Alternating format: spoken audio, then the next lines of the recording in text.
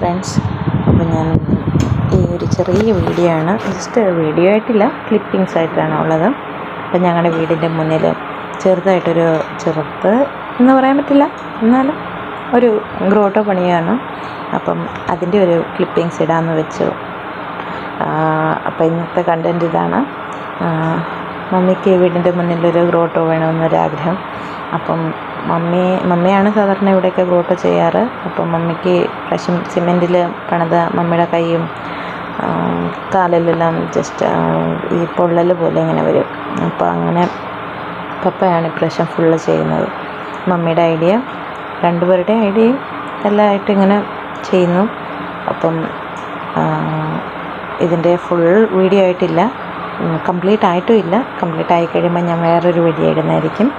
അപ്പം എൻ്റെ വീഡിയോ നിങ്ങൾക്ക് ഇഷ്ടപ്പെടുവാണെങ്കിൽ ലൈക്കും ഷെയറും സബ്സ്ക്രൈബും ചെയ്യണം.